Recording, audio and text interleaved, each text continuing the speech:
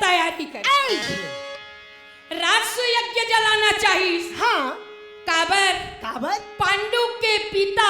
हाँ।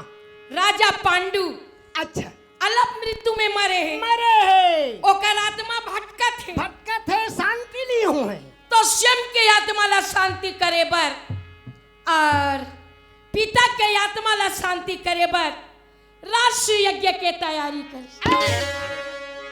तो माता कुंती कहे धर्मराज, हाँ माँ, छोटे ले छोटे काम हो हाँ। या बड़े ले बड़े काम हो, आओ भाई, बिना कृष्ण के पूछे बिना नहीं करे। हाँ, काबर की हमार दुख के चीज है या हमार हितोती है पुरोती भगवान कृष्ण हरे। चलो कृष्ण ला पूछ के आए जाए। भगवान कृष्ण के पाद द्वारका में धर्मा ये राजा चले।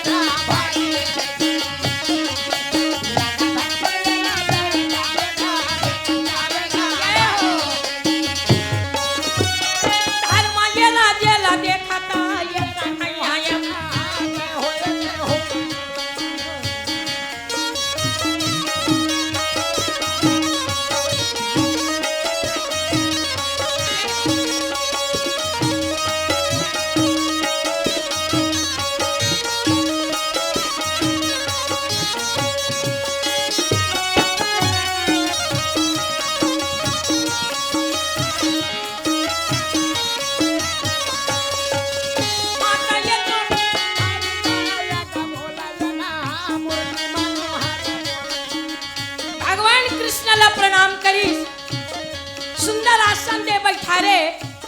कहो धर्मराज आने का कारण क्या है? क्या बात है? तो धर्मराज कहे वासुदेव मैं राजसु यज्ञ जलाना चाहता हूँ और जब तक आप लोग पूछे बिना कोनो काम नहीं करा। हाँ भाई सही बात है। तो यही पूछे बार आप ले आए हो। अच्छा भगवान कृष्ण जी कहते धर्मराज आओ जी अरे बर्जन यो दिला जमा डरे हो जी ये काका ओए एक बार बहुत धन लाख थे। तो धन दौलत तो आगे प्रभु जी। तो धर्मराज कहे कन्हैया हाँ ओकर लिए कोई बात नहीं।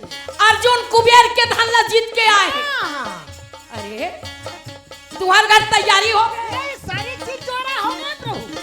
बस आप लोग पूछना है महाराज।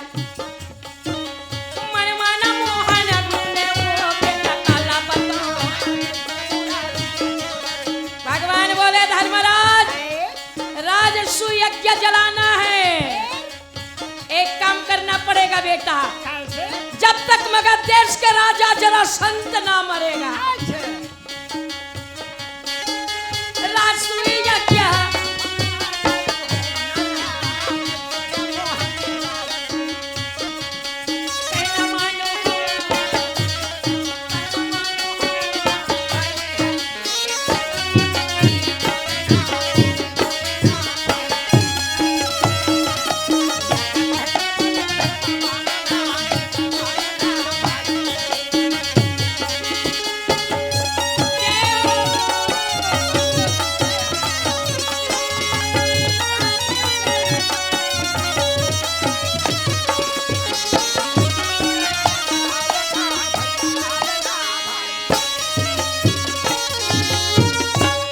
कृष्ण जी हाँ। राजसु यज्ञ जलाना है। हाँ तो आप पूछना जरूरी समझे। बिल्कुल भाई। भगवान कथे मौका बने हैं। हाँ बने बने बने बने मौका। आओ भगवान कथे धर्मराज हाँ। सब बात तो अच्छा है अच्छा है पर एक बात गड़बड़ है। कहिए प्रभु। जब तक मगध देश के राजा जरासंध नहीं मरेगा तब तक पांडव के घर में राजसु यज्ञ नहीं सफल नहीं होगा। तो धर्मराज कथे कन्हैया हाँ जरासंध मारना है। हाँ हाँ तो जरासंध ला हमन का हमारे सकबो तब जी। भगवान कथे देखो जी हाँ मैं तुम्हार डर के सगाए हूँ। हाँ सगा बन के मैं जाऊँ।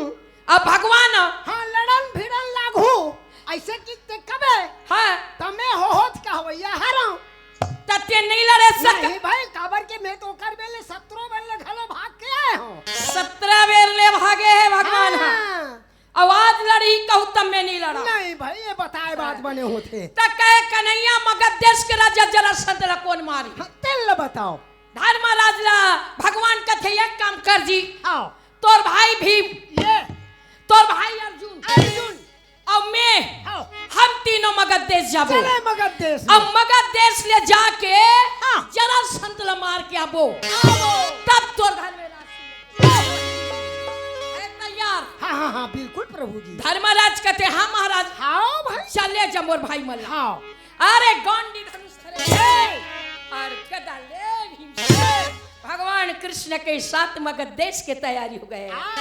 सिया रामा सिया रामा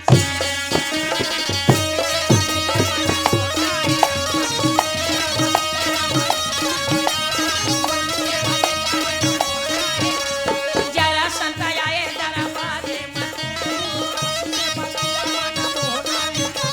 जय हो ये राजा तोरा जय हो ये तो जरासंध दाना रे मांगे बस दे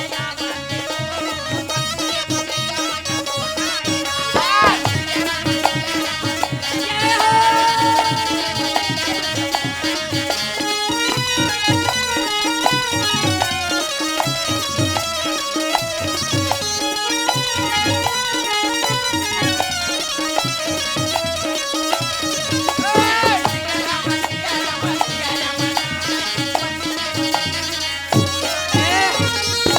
लगे जरासंध के दरबार और भगवान श्री कृष्ण हाँ महाबली अर्जुन और गांडीधारी अर्जुन ये तीनों जरासंध के दरबार में पहुंचे और साधु के रूप धारण करे। हाँ एकाएक बच जाना साधु के रूप में बिल्कुल बोले भिक्षा भिक्षा। ओ काका हाँ 3 जन साधु आवत हैं। आए कहे महात्मा जी आइए आइए आइए आइए, आपका स्वागत। आइए कमल आसन दिया। विराजी तीनों साधु आसन में बैठे। हाँ बोले महात्मा जी, हाँ, कहिए कहिए। आप लोग कहाँ से आ रहे हैं? हम लोग हैं बद्रिका आश्रम से आ रहे हैं। बद्रिका आश्रम से? हाँ जी, अभी मैं मंदिर कुलेश्वर मंदिर है ना, हाँ। भोलेनाथ के, हाँ। वहाँ से उठकर आपके यहाँ आ रहा हूँ। है। भगवान कृष्ण जी साधु के भेष में बोले जरा शांत। जी? अरे रमता जोगी बहता पानी भाव भजन करने वाले हैं। है। काका ओए, घूमत फिरत हाँ, आपके यहाँ राजीव में आ गया। पहुंच गए। हाँ भाई महात्मा जी जी। मेरे घर आने का कारण? हाँ हाँ। बोले जरा संत कहे, सुने हैं कि तुम्हारे जैसे कोई वीर नहीं, तुम्हारे जैसे कोई भक्त नहीं, भक्त नहीं, और तुम्हारे जैसे कोई दानी नहीं। दानी नहीं। तो दानी सुन के जरा सा हाँ। दाना मांगे लाया ये।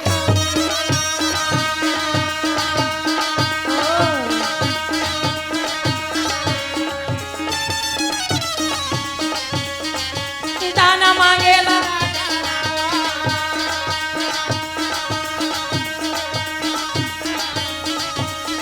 कहे महात्मा मांगा ले वेदान।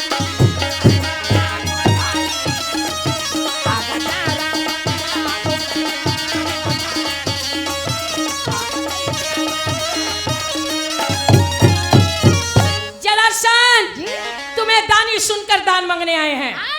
भगवान कहते ये भीमसेन, ये अर्जुन, ओए, कले चुप रहो भैया हो। बिल्कुल झटका बोलना रही बोले मैं बोलूं।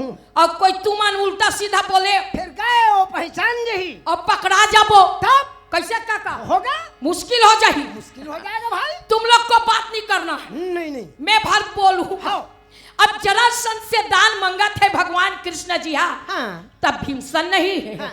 कृष्ण कोच का थे मांगना। मांगना जी। अरे मांगना यार। लगा दे। तो भगवान कहते रहे चुप यार। पकड़ा जाऊ तुम ना। अरे अरे,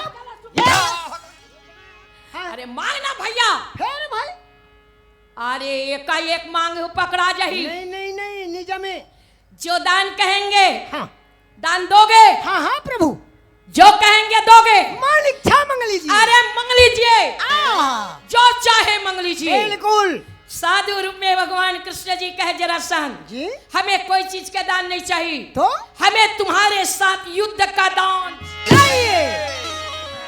अरे युद्ध का दान की और तीनों झा रूपला प्रकट करीस। जरासंध देखा था चोरहाला। देखे ले देखे काका, एक छल करैला। देखे ले 17 बेर ले भागे। अरे मोर कर ले, भाग भाग के गए है, फिर आ गए। फिर आगे। हाँ तेली सके तो दोनों धाला धर के आ गए। अरे तू क्या मेरे साथ लड़ाई करेगा? अरे ना अर्जुन मेरे साथ लड़ाई करेगा। बिल्कुल। लड़ाई करेगा तो मेरे साथ भीम। जरासंध ये काका ओए पीछे कदम नहीं हटूंगा। बिल्कुल। अरे प्राण चला जाए लेकिन प्रण नहीं तोड़ूंगा। हो जाए हो जाए हो जाए हो जाए हो जाए हो जाए। सावना में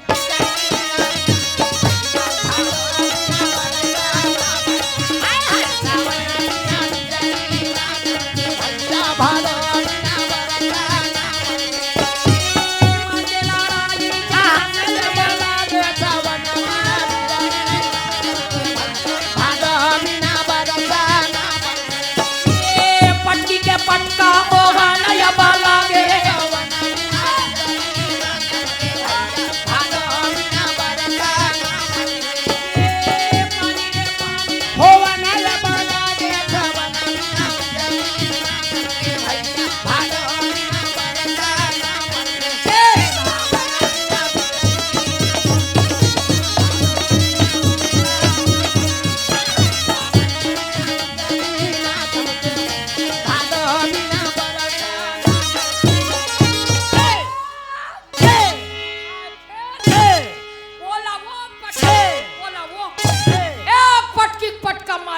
हाँ भाई मोरा मारो मारो बैरी।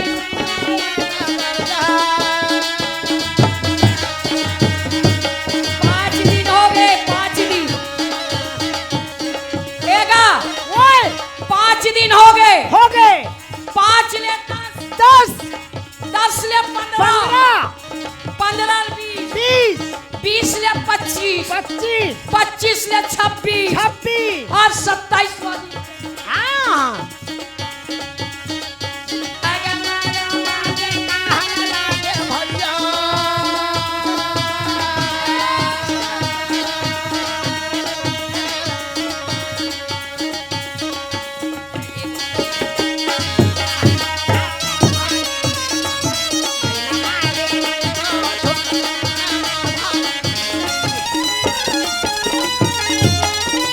जी जय हो कृष्ण की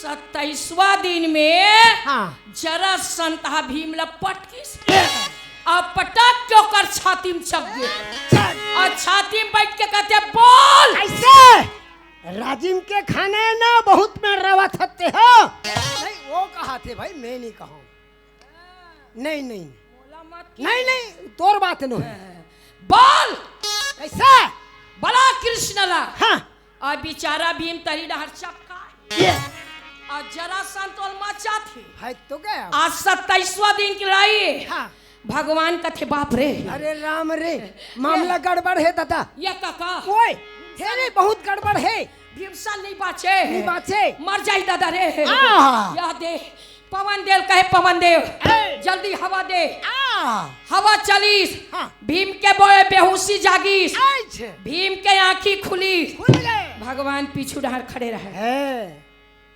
भगवान पीछू डार रहे है और जरा संता गुडार मुंह कर आगू डहर और कहा थे बोल है अब बोल है और पीछू डाले भगवान का थे मंजला भैया ये चीज देखना ये मंजला भैया डहल देखना अरे मोर डहला देखना तब भीम के आंखी हा हाँ भगवान डहर गीस ये अब भगवान डहर गीस हाँ तो भगवान का करिस का कैसे पूजा में पड़े हाँ एक तीन कल उठाइस उठा लिए आओ जरा संता सामने मुंह करे है आ। जरा संतला पता नहीं आ। भगवान श्री कृष्ण जी भीम ला कहते मजला भैया हाँ भैया। मोट डाला देख मोट डाला हाँ हाँ भगवान डाला देखिस तो भगवान का करी भीमसन ला इशारा दे वो तिनका ला 2 टुकड़ा चीर दी। चीर दिए और चीर के कह मंजला भैया है एक टुकड़ा यती यति ये हाथ के यति लेती यानी कैंची फांस ये गाया लगा लगी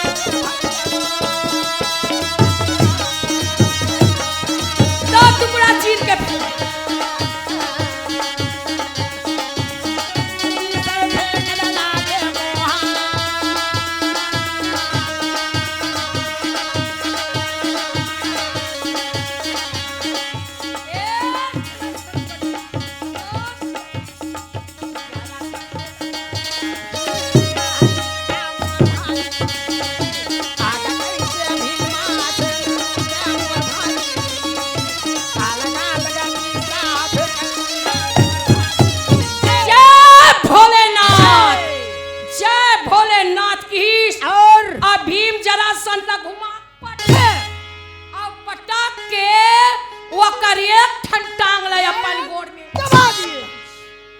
और एक ठन ओकर टांगला धारी और धार के कका दुए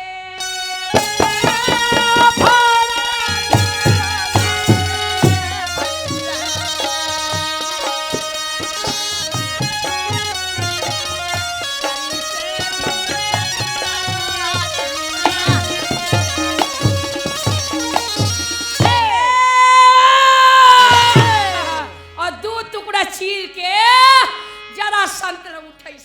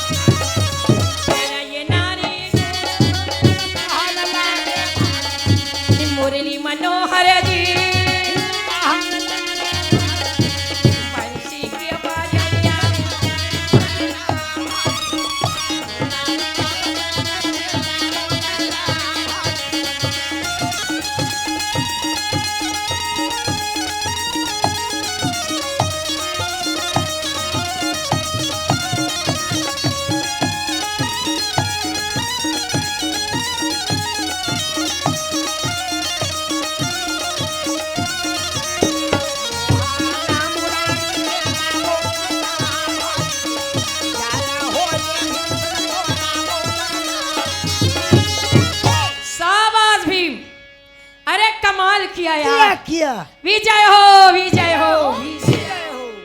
एक दिन गीस रास्ता, हाँ एक दिन कहानी कहानी सुने 27 दिन में अलमारिश मारी से 29 दिन हो गए। भगवान कहते चलो अब अपन गांव जाबो, चले हस्तिना जाता आ। और राष्ट्र यज्ञ जलाबो।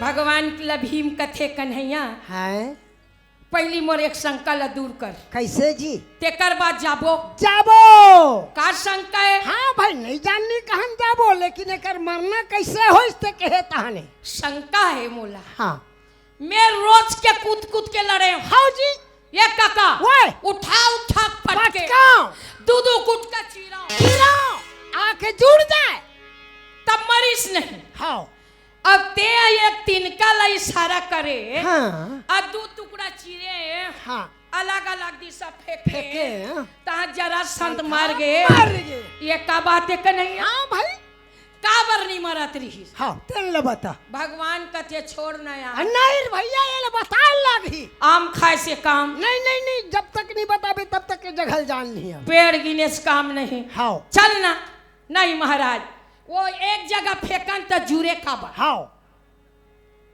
भगवान कथे भीमसन आए ये पुराना कथा है। कैसे जी जरा सन काबर नहीं मरे, हाँ अब मरी ता आग दोनों जुड़ जाए। हाँ आ ये हाथ के लिए जे दाएं के बाएं और बायां के दाएं दाएं।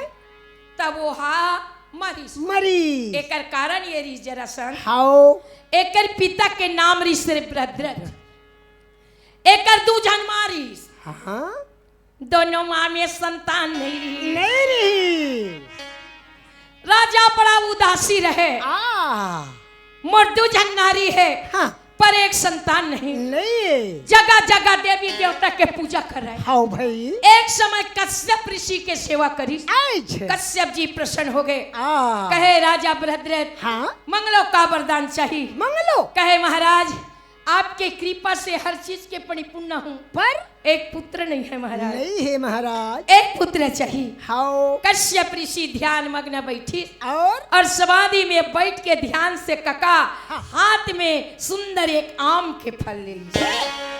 आम के फल ला जाके राजा भद्रथ ला दे दी। दे दी और राजा भद्रथ ला दे के कहते राजा साहब हाँ ए आम ला ले ले जाके तोर नारी ला दे देवी, दे दे एकर खाते गर्भवती हो जाए। हाँ 2 दिन के जीना गानी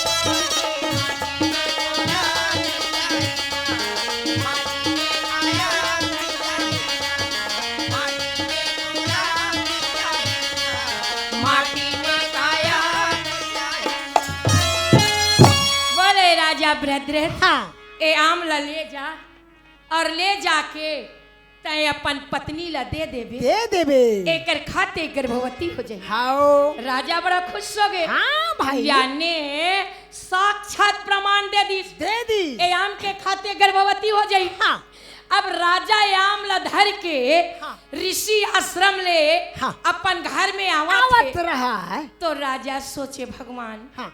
महात्मा जी मोले एक ठनामा दे। आमा दे हे। अब बोले है आम के खातिर तोर पत्नी गर्भवती हो जही। होगा।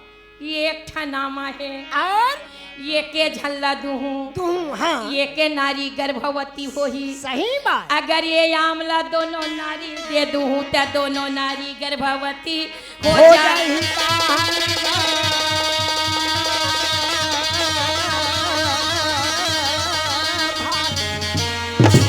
एला कथे लालच लालच। लालच के घर खाली, खाली। सियान मन हानम जोड़े नहीं। हाँ। ये बिल्कुल सत्य सही बात है। अब एको झन लोग लइका नहीं है। हाँ।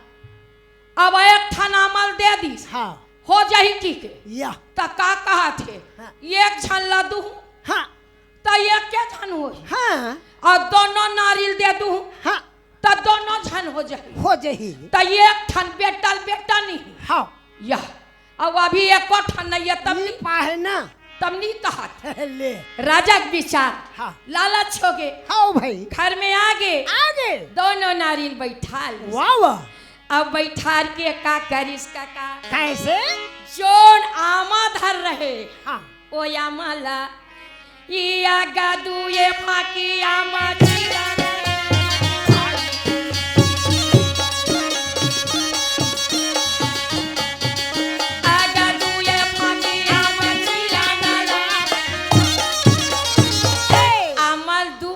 चीर दी। चीर दिए। और चीर के दोनों नारी नहा आधा आधा रे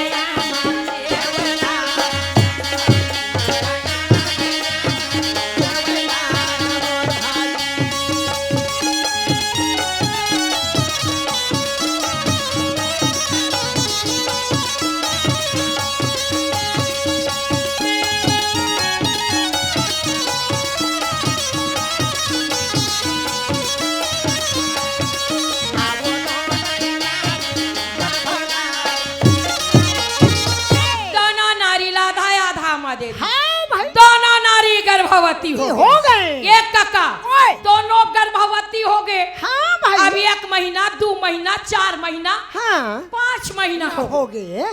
अब दोनों झन 5 महीना हो गए। अब दोनों मिलके हो गए 10 महीना। 10 महीना आधा आधा दिन। हाँ। आधा आधा आमा खाए खाए। अब दोनों मिलके हो गए 10 महीना। तो का करे दोनों नारी के गर्भ ले। हाँ। गंगा लाला ने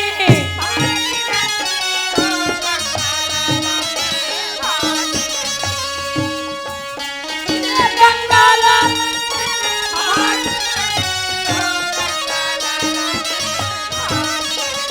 भैया राजा सागर करना गंगा लाला ने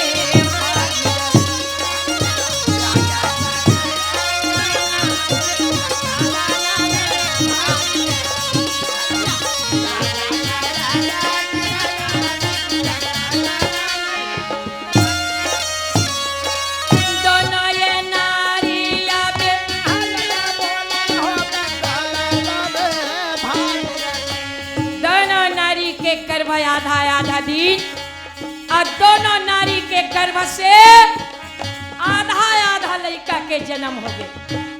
एगा ये कब था हाथ ये कब था गोड़ ये कब था कान ये कब था आँखी आधा नाक। दोनों ये लड़का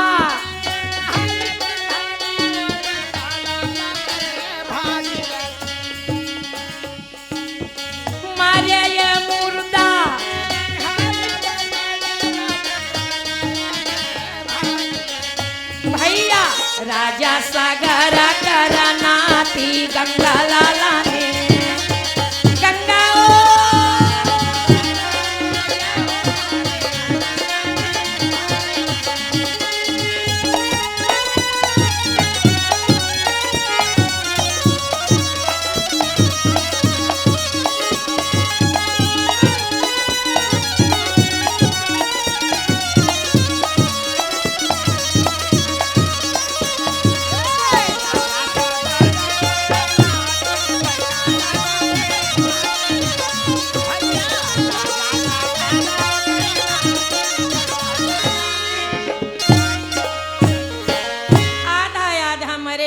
जन्म ली। राजा कहे भगवान ये कल तो मोला नहीं दे रहे थे ने वही अच्छा आधा आधा लड़का कबू कान में नहीं सुने रहे हो। हाँ भाई आज मोर घर में आखिर में देखा दे। देखा दिए मंत्री जी हाँ। ये लड़का ला का करबो आहा मरे मुर्दा है। हाँ। गांव के छेव में राजा के बगीचा है। अच्छा। बगीचा में घुरवा रहा जाके लड़का ला फेंक के आ जा।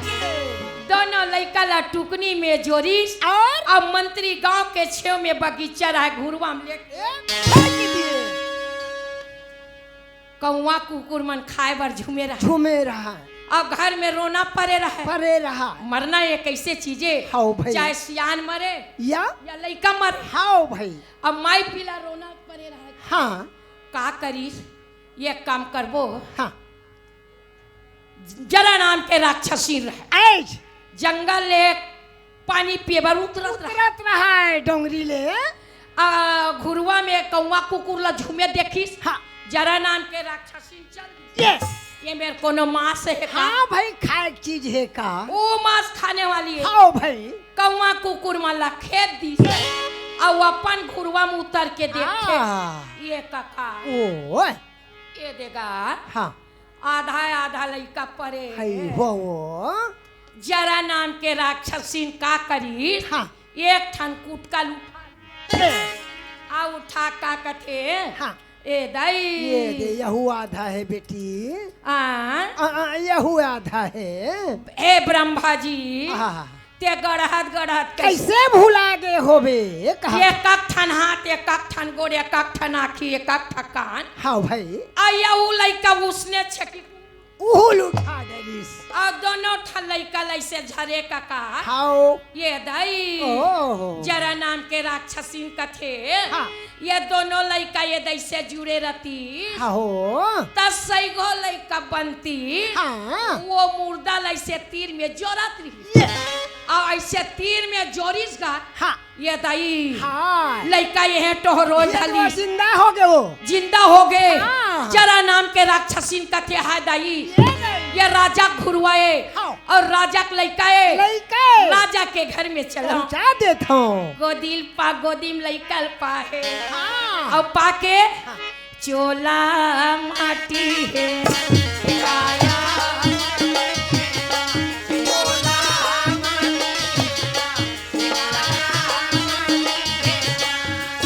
अरे गाले हरी में भजन लगे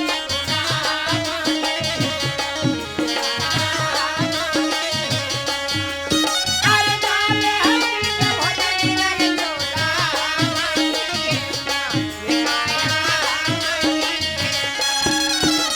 माटी के ओढ़ना माटी बिछाना माटी के लगी सिराना माटी रे माटी ये तन हो गया पुराना और माटी के ओढ़ना माटी बिछाना माटी के लगी सिराना माटी रे माटी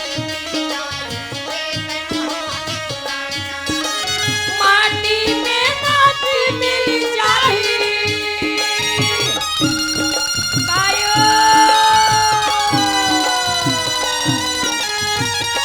जय हो माटी में माटी ये तन हो गया पुराना रे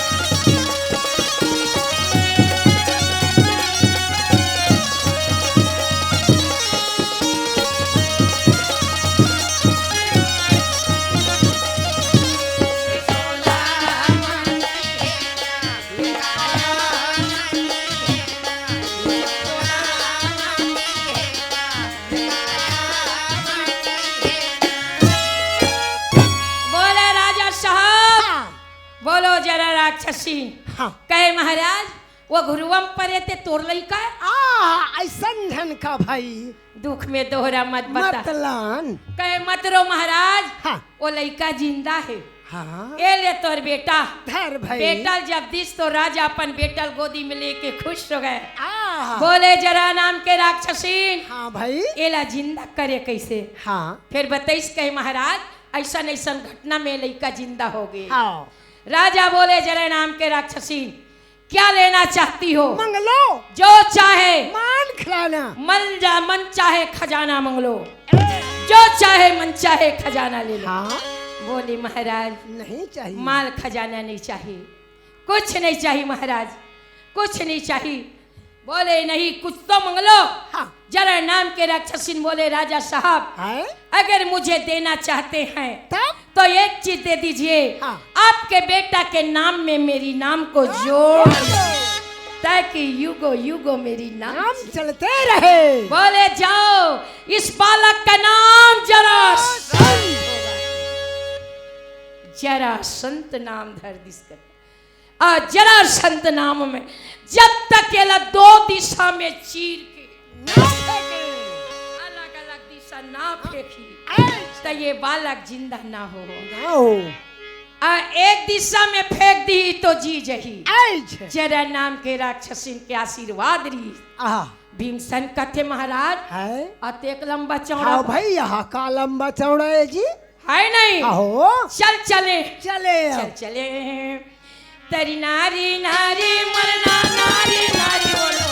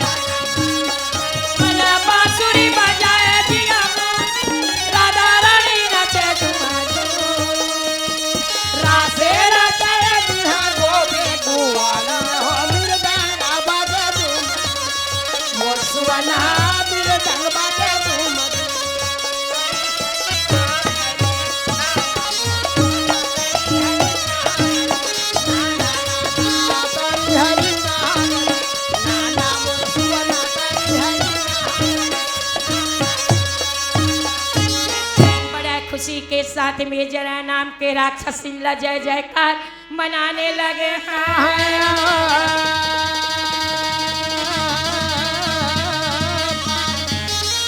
बोलो राजीव लोचन भगवान की।